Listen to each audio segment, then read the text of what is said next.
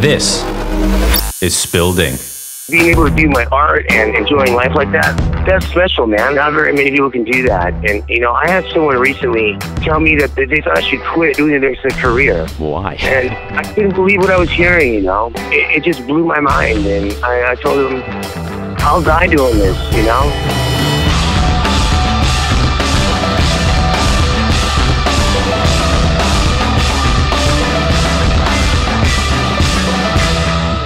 Hey guys, welcome to another episode of Spilled Ink. I have on the line today Rich Pineda from San Clemente, California. Thanks for joining us, Rich. Thank you for having me, man. So I'm just going to jump right into it. I know you come from a traditional family of artists, so I'm sure you were exposed to art at a very young age. What was it like growing up in that environment, and how did you find your own way into tattooing? Well, yeah, you come from a long line of people that were creative artists, one way or another.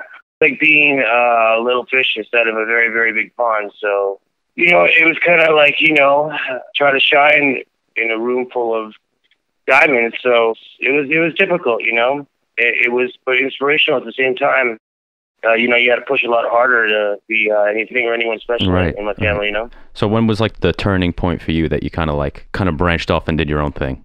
I think it's probably about when I was, I'd say, a teenager. I kind of started finding my way through my oil painting. It was just scratching along, doing different things, whether it was like painting on trucks, bikes, boats, whatever, do that whole 1990s graphic design thing. And then I started finding my own niche in oil painting. And that got me real passionate about what I was doing. Just anything with oils, it gave me the time to kind of manipulate the art the way I wanted it to be, where before just graphite or charcoal or even acrylic didn't give me. So that kind of led into being able to kind of hone my skills as a tattooer too. It's one of those things you don't really, like a Danielson kind of wax on, wax off thing, you kind of don't realize what you're doing is going to like feed another beast, and down the road, that's what it ended up doing, Very cool. Very cool. So I did a little research on you. I watched a couple of videos too. You said in one of your videos that you had gone to college too, and then you had dropped out. What did your parents think of that? Or were they like very supportive of you? They really just wanted to support me in my art. They weren't stoked that, they'd chuck some cash into the thing and I could build it, but they didn't really care, it was all just what was going to help feed my ability. And I didn't just drop out for no reason because I was lazy or anything like that. In fact, that's the opposite. I was too hungry at the pace that it was going. So, I guess it's never really been a scholastic kind of life for me. I was always more like hands-on. Right. And that's where they were really supportive of that. And I always hit them with, some sense of logic, reasoning, as to why I was doing what I was doing. And my grandmother, she raised me, but I call her mom, and she was always there for me, 110% in my artwork. She, even at the very end of, towards the end of her life, when, before I really made anything of myself, she gave me her last bit of money so I could buy my first set of inks and machines for tattooing. And little did she know I would end up supporting her for the next 10 years on it, Very cool. That's awesome. What a woman. Yeah, she's incredible, man. She's like, every day I think about her, and she's been the biggest inspiration in my life. That's great, bro. That's great. Because I know you got into tattooing too, at like not the traditional sense where you were a younger dude, but you tried out music and stuff like that. What was it like going from job to job and not really finding your passion until later on? Yeah, it was difficult. I landed myself into some good jobs, but I would get not so much bored of it. I just knew that it wasn't what I wanted to do for the rest of my life, and I didn't want to get stuck in something. Right. I didn't want to be that guy, and you only have one life. I knew that if I wasn't happy, that I wouldn't be good for anybody, especially myself. And, it really wasn't until I found tattooing that I really felt like at home, not just with the art, but the industry itself. It welcomed me with open arms and with a kick in the ass too. So, yeah, it's a bittersweet thing. Tattooing is one of those things that if you don't have thick skin, it'll swallow you up and eat you alive. But at the same time, it's got the best people that I've ever met in my life.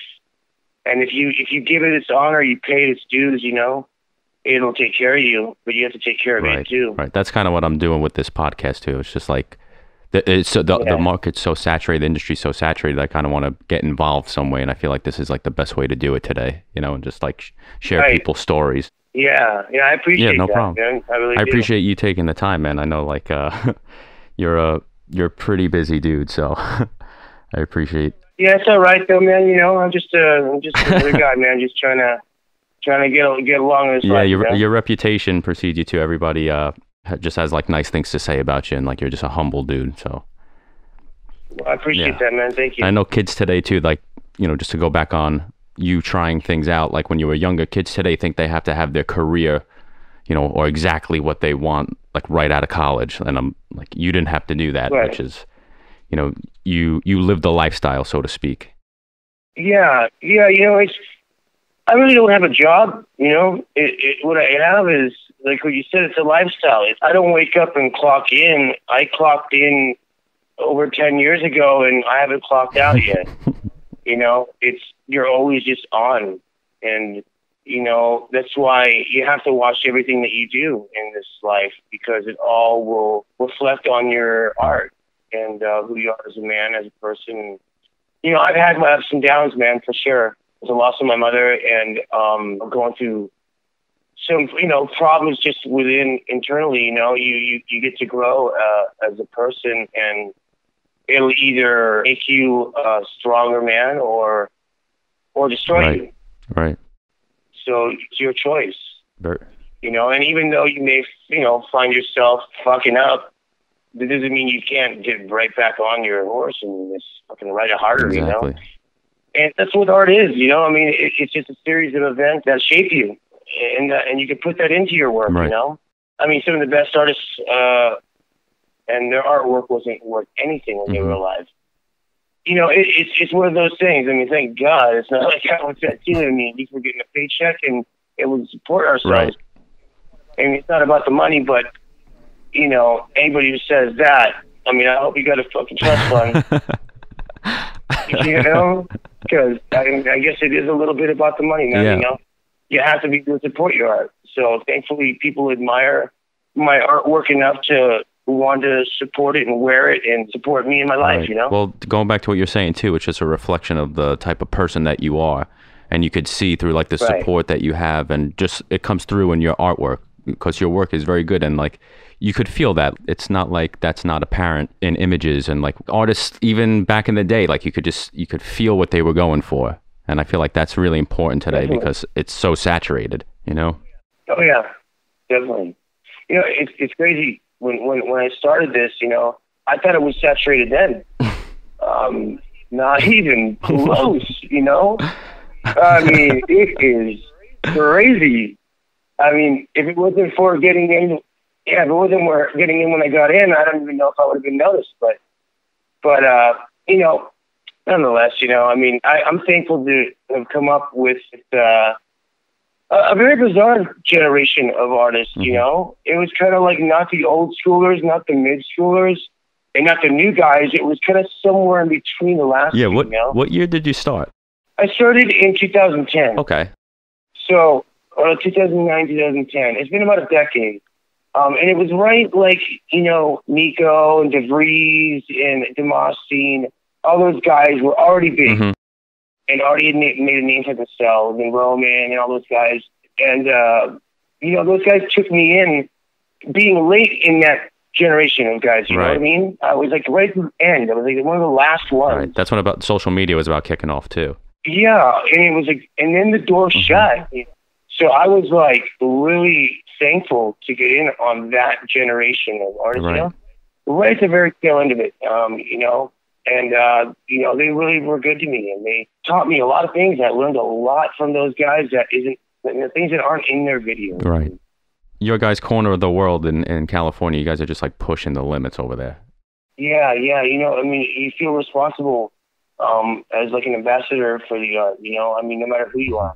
Whether you're a year into it or 20 years into it, people look at you and you're a representative of this. If you don't act right, if you don't act correct, and they don't come correct, you're going to hurt the industry, whether you like it or not.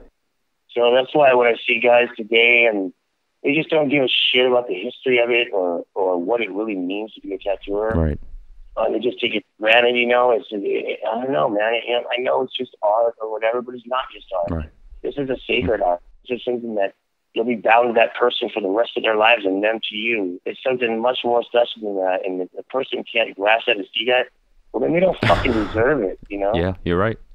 It's very, you know? Not maybe an asshole for saying it like that, but I guess No, I mean, it makes a lot of what sense. There are people who really, you know, care about it, and like I said, they live it, and you can't really say that about a lot of people. But you could see it in their success. And I don't care what kind of art it is. It could be, you know, you're saying like it's so deep, and within it's like, you know, a picture of like, you know, some cartoon character, but it doesn't matter. It's the art itself. It's like, you know, hieroglyphics on a person's body, and it's gonna be with them forever. Like that's why I'm saying make smart choices to other people get tattooed. You know, it is with you forever, whether you like it or not. Don't be fooled. Lazy. Not take shit off. That branding be with you forever. So, you know. So going back to what you were saying too about like coming in at a weird time, what was your apprenticeship like then? Because I know you didn't have a real traditional type. Yeah, I did not have a traditional apprenticeship at all. My apprenticeship was with Jeff Cooper. The guy's fucking amazing up in the high desert. He's the best artist out there. I mean, he's one of the best artists, period. I mean, you know, his stuff's always been like pushing the boundaries of new school, you know, back when no one was doing that shit. It was all like traditional and, you know, I mean, or new school was real hokey and shit, you know, but he was making it sick. I mean, he was making everybody up in Yucca Valley look good, you know. He's one of those guys that no matter what the art is for application. I've never met anybody to apply a tattoo better than he can. Really? That's why he applies them so fast. But it's not about speed, but he just happens to be fast as fuck, right? And, you know, and because he's so good with his application, so and sterility. So really, those are the two things that he imparted in me more than anything. And that's why I pride myself on my heels, and I owe it all to him. You know, I did an apprenticeship after that with Franco that was a little bit more loosely based and art based and business based. Where Jeff was more about the application, sterility, and really being, you know, there was no choice, man. I had to respect this business, and he made sure of that, you know. Maybe it was a little bit hard, you know. Maybe he gave it to me a little bit rough, you know, rougher than most, but I appreciate it. I really do, because I mean, really, when it comes down to it, I owe my entire life as it sits now to Jeff. You know, he looked at a piece of artwork that I had done, and he asked if I ever thought of being a tattooer. And that was it. That right there, that conversation was born from him just coming over to my house, drinking a couple beers. He was showing off my recording studio to one of his friends, and we got to drinking, and he asked me that question, and I thought it was just like whatever, you know. And until the next morning, he calls me up and said, "I'm gonna come pick you up." And then, I mean, shit, a month later, I'm tattooing. 4 months later, I'm doing conventions and being featured in magazines, and really that quick, you know, being stolen and shit just unraveled quick, you know. I mean, well, not unraveled, but the veil of life did, and put me right into this, and I had to get my big boy pants on real right quick. What would you be doing if you never got that phone call? Probably struggling in music, bitching and complaining about how art is nothing. You know? So how was it for you opening? I know you opened up a shop too, like very soon after that too. It was great, you know. I mean, it's been great, but you know, I mean, I opened up the shop, and then life hit me, you know, with my mom passing away and stuff like that. So I didn't really open it yet, you know. It's kind of like I spent the last 2 years reflecting on who I am as a man and who I am as a father and a husband and as a friend and as a human, you know. It only has been about 8 months, 6 to 8 months, that I really have been back where I want to be. And I haven't been posting much. I mean, I got a back catalog of tattoo pictures I'm going to start posting. I just kind of stayed away from social media for a while. Right. I kind of got burnt on the whole thing. Yeah. You know? And maybe that hurt my visibility a little bit. I don't think so. I've been following you since before I even started tattooing. Well, you know, but it's just, for me, it's like I care about the things that are important, and you know, I wanted to focus on my friendships and on my life and my family, and things are good in life. And, you know, I'm thankful for that. So now I'm really going to get back to hitting it really hard. And I actually started a cinema company with my good friend Blaine Mulligan here. he was one of the guys that actually got me really back to believing in myself and believing in my artwork. And I got a lot of thanks rolling his way. He's one of the guys that got me like to pick myself back up. I really believe in myself, dude. Good, man. I'm glad you're back on the right track. Yeah, I am too. Very cool. So I know like you've been pretty much hanging with the big boys too for a couple of years. Do you have any like outrageous stories that you could share that you picked up from them, or maybe some of their stories? Oh shit.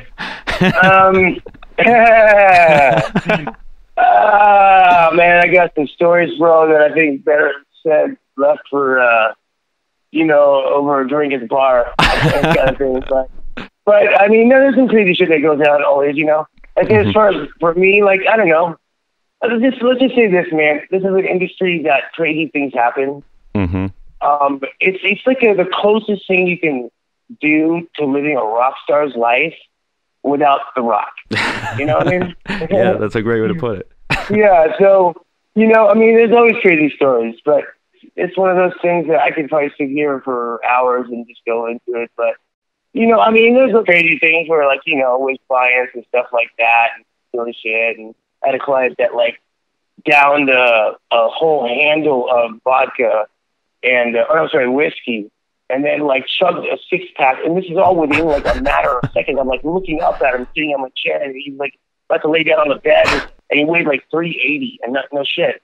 And then he, like, let out some giant scream and then, like, went sliding onto the bed, and then went barreling, like, into my crotch and head first, and we both went bowling back over on a chair. I mean, it was, like, fucking crazy. Bowling for one pin, that was the pin. And shit like that, dude, like, crazy. That's great, bro. That's great. Since I have you here, though, I'm going to pick your brain. How do you go from, when you're dealing with a new client and they bring something to you, or I know you have like assistants that deal with and screen people for you, but how do you go from the idea to the design to like the execution on their skin? Like, what's your process? When it comes to what I do, that's my own design, my own artwork. It's easy to look on my page and see which ones those are. It's the ones that look just bizarre shit. But if they come in, I start by telling them, like, look at my page so I can kind of find the language that suits us, both of us. I just kind of tell them to pick 5 tattoos on my page that if it was on them, they'd be stoked to have, And then from there, I ask them why they chose those. Right. And then, then I tell them to give me elements, like, don't give me like a specific, like I need a green, turtle dragon thing with, like, not like that, but like snakes or skulls or whatever it is. Mm-hmm. To give me like an overall vibe on the kind of elements they want in the tattoo. And then from the tattoos that they kind of chose out of my work that, that they saw compiled with different elements that they like. And then also just kind of what they want to feel out of the tattoo, the feeling of it. That's where I kind of like go and get that real kind of vibe for it. And it might just totally wash out and negate the 2 things prior. But at least I have the information there, Right, and you can work off of that. And that's what really is forward into that type of way of going about it, Right. So what, in your opinion, was your most difficult or most challenging tattoo to date, would you say? This one, that woman's face, and it has a snake underneath it. And it's got this gradient color that goes from, like kind of the whole rainbow from left to right. And of another image underneath it. It's called like the tree of life, Okay. And it's like a geometry kind of flows through it so that it basically kind of is coming through the image, but not like a morph. So those kind of things. Like I did another one with Billy Joel, like where the piano kind of like is, you can see it underneath it like another image. Okay. But it's not a morphing. It's like almost 2 images that are translucent. And there you can see both of the images at the same time. Those are the 2 that really challenged me the most, because you're having to do 2 tattoos that both have to be seen on one plane. So, it was very challenging, anytime I do anything like that. But it's a Billy Joel. I did 2 Billy Joels. They both are very similar, but it's the one that you can see the piano keys coming through the image as opposed to being morphed into the image like the other one. Right. Were those a few sessions, or did you pretty much bang those out like within Yeah, 8 2 hours? sessions each. Wow. Yeah, usually those are 2 sessioners. Just because I'm having to go a lot slower. For me, it's not really about the time. And sometimes I may even just, if I chalk it up as 1 session, it takes me longer. Mm-hmm. And I got to do it. I may give them the second session for free. I know a lot of people who fucking shoot me for saying that, but, do it at a me, man. No, but no. No, for me, it's not. Sometimes it isn't about the money. Right. Sometimes it's about the art. I've given tattoos away. Right. But I'm gonna get a lot of people calling me now. But it really is. If I want to do something that bad and no one is vibing on buying it, Mm-hmm. I may say, who wants it for free? Right. Because it's something I want to do. Sometimes I tattoo because I have to, and sometimes I tattoo because I want to. Right. I never try to make this a job. That's a job is not a 3-letter word to me, man. That's a 4-letter word. Mm-hmm. And I tend to not like working a job. So, but being able to do my art and enjoying life like that, that's special, man. That's special. I agree. Not very many people do this. I feel very satisfied at the end of my day. And not very many people can do that. And I had someone recently tell me that they thought I should quit doing this as a career. Why? And I couldn't believe what I was hearing. And it was someone that was very close to me. It just blew my mind, and I told him, I'll die doing this, Yeah. There's not a chance in hell. What is the amount? And it's one of those things that it may not be for everybody, but it's for me. Right. Well, that's unfortunate. Don't ever stop doing this, by the way. Oh, not a chance in hell, don't man. Ever. You inspire people like me, so don't There's ever do one it. person that wants my artwork, I'll still do it. That's it, brother. That's me. So just remember that. Don't ever give it up. I appreciate that, bro. Yeah. I mean, but you were saying too, but that's how you develop your style. Sometimes it's not about the money, and, you just do it just to That's right. hone your skills. How long did it take you to develop that style? Were you constantly working on that, even like while painting and stuff? Yeah, I'm still developing it, bro. It never ends. And I see guys like DBK. DBK is my favorite artist, and Dimitri Samoin being my foremost favorite artist. But DBK is another one of my first. I don't really consider them first and second. They're just first, Mm-hmm. And he's in the first realm. And DBK, that guy can do anything, and anything that guy does, it looks like he mastered that craft, like that style. Right. And then he'll do something else, like a soft black and gray back piece, like stonework, where like half everything was shadow. And like, how the fuck do you do that? I mean, it's stuff like that that makes me just want to cut my hands off. Yeah. I mail them to myself and say, hey, work on these. But, it's stuff like that that really, at the same time, pushes me and gets me to go back to the drawing board and, look at myself and say, you suck. But really, I mean, you have to do that. You have to sit. You're not good enough, and not for you, and for me, I'm not good enough for me, Right. It keeps you so going. I want to do more. I want to do better. I want to keep pushing the envelope, and you'll never be the best. What is the best? This is art. Yeah. But for me, it's definitely something that I want to keep pushing and keep evolving, and that's why I try to keep myself busy in other things. You just can't do tattooing and nothing else. Right. So for me, it's always just a constant doing, a constant pushing of yourself. And, I'm thankful to have a lot of very creative people around me. And, whether it's art or whatever else I do. But, I'm blessed with that, Cool, man. What do you do outside of tattooing other than painting and stuff like that?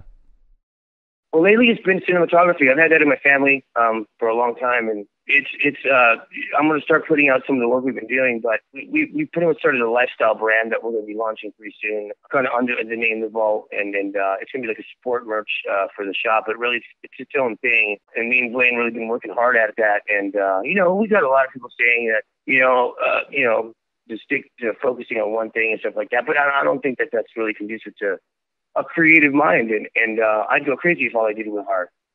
Right. Because there's so many different art forms, everything's got art in it. So for me, cinematography has been another thing. It's just visual arts, it's another way to express myself. Right. It's just staying creative, really, to break up the monotony, I'm sure. Yeah, because you'll start like I did burn out at one point about like 4 years ago. I got so burnt because I was doing like I mean I remember in my first and second year of tattooing I did 133 days straight, 16 to 18 hour days, watching the sun Wow. come up half those days. I mean just Wow. tattooing so many hours, and that went on until about year 7. And I just got burnt. I remember Nico telling me, "You'll get burnt. Watch, you'll see." I said, "No way." And sure enough, man, I remember his words. And it was because I was doing nothing else. Right. It was everything and anything that I did, even at the detriment to some relationships. Because it's just like I couldn't think of anything other than tattooing. Wow. So it wasn't until I experienced that and went through that, and then after around the same time I lost my mom, that it just kind of put everything into perspective, and I had to take a step back a little bit and Right. reassess what I was doing as a man and as a father and husband and friend, and kind of get back to more of what I was, and that's just human, and Right. and work on all my relationships, and and I'm still working that out, and it's a never ending working Yeah. out. So, We all working that but out. yeah, no, definitely breaking up the monotony of you got to put other things in your life. You got to. I did clock in and I haven't clocked out. You do have to set things aside and kind of slow your roll and look at things and really kind of take a step back and make sure that you're doing everything correctly. That you're Right. not going to set yourself up for a burnout. Yeah. Yeah. I mean, we could do this till we're in our 80s, so you Yeah, know, it's something that like it's a marathon, but that's right. That's right. you're living the Yeah. lifestyle, bro. Yeah, it's funny. I tell people that way, especially when it comes to like I've had some apprentices and some have made it and some have not, and I tell them all that this is not a sprint. Yeah, it looks really cool that you're working real hard and trying to impress me and all that kind of stuff. But what is going to impress me is that when a month from now you're doing the same thing. Hmm. So just pace yourself, and it is a marathon. You're in it for a very long while, and you got to really pace yourself. If not, you will start weakening and you won't be able to strengthen your art or strengthen your relationships. And it does have a lot to do with how you set yourself up for it. Exactly. So it sounds like you've done your fair share of awesome work. Who's the coolest person that you've ever tattooed? Coolest person I've ever tattooed. Yeah, it doesn't have to be somebody famous. Could just be someone you admire. Say like Brendan Urie, he was so cool. But no, man, that dude is fucking cool. Probably one of the coolest persons I've ever tattooed. But the coolest person I ever tattooed was this guy, Don. He's actually 80 years old. He lied about his age, said he was 60 so that he can get in. He thought I wouldn't tattoo him. Then, like, later on down the road, like, his son ousted him. Like, he just said some timeline of things. I'm like, wait a minute. That makes you 80, bro. And he's like, yeah, I'm 80. But the guy's in the best shape ever, man. It's crazy. He's a buffalo dude. It looks like every character in The Sopranos. Hmm. And he's like, we call him the Don. But his name is Don, and I met him because he lost his wife, and he loved her so much. He put 2 portraits on her. One I turned into an art piece, and the other I did just a straight portrait. And now he's like sleeved up. He started his Really? work at 80, and he's still going. And he's got 2 like pretty much full sleeves. He keeps going, he still goes and he still wants to get more and more and more. I mean, the guy wants to have a bodysuit, I mean, I don't Awesome. think that's what consciously he wants, but that's where he's going, that's where he's headed. And That's awesome. yeah, and he's probably one of the coolest guys ever. He's helped me a lot in my personal life. He'll sit there and talk to me, and he's like, he become like a father figure to me. Nice. And like more like a big brother, because we've actually built a friendship that's really close. One time he came down and got tattooed and stayed an entire week. Really? Yeah, we just tattooed him and shot the shit, and he flirted with other girls at IHOP, and they all love him. Yeah, he's a little like young guy again. It's crazy, but yeah, he's probably the coolest guy I've ever met, man, in my entire life.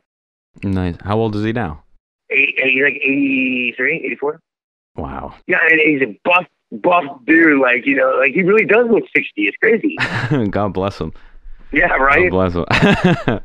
Hopefully, I get that bodysuit in. Yeah, right, man. I'm taking his brain every day. Just one last question. Like for someone at your level, like what's the best way for people to get in touch with you? Like Instagram or email, you can email me at theartofrichpineda@gmail.com. Or hit me up on Instagram. You know, richiebon is what I go under, and RACHIEBON. I'm available. You know, I try to make myself available, man. You know, I don't feel like I'm anything special, man. You know, I'm just another guy just trying to, you know, keep my job. And, you know, I really appreciate anybody that appreciates my work. And, you know, I talk to them directly. And if not, my assistant Blaine will. And at some point I'll talk to them, you know, I mean, I try to be as available as I possibly can be, you know, and in juggling everything in life, you know. That's awesome, brother. Well, I appreciate your time. And I appreciate you, man. Really. Rich, thank you, brother. Hey, no problem, bro. Anytime you need anything, just let me know. Thank you, man. I appreciate that. Okay. Thanks, man. Have a good one. You too. Bye. Bye. That wraps it up with Rich Pineda. Find out more about Rich by following him on Instagram at richiebon or facebook.com/Rich Pineda Tattoos. Tune in next week where I sit down with Michael Patrick from Pittsburgh, Pennsylvania, and we shoot the shit on the old days and how things used to be before the social networking age. 15 years ago, no one's looking for you, right? You have to go put yourself in front of them at every opportunity. Spilled Ink is produced by Fulton Street Music Group. Our producers are Cleo Kolitsopoulos and Alex Fulton. Our music is by Cat Blaster. I'm your host, Mike Maldonado. Follow us on Instagram at Spilled Ink Official.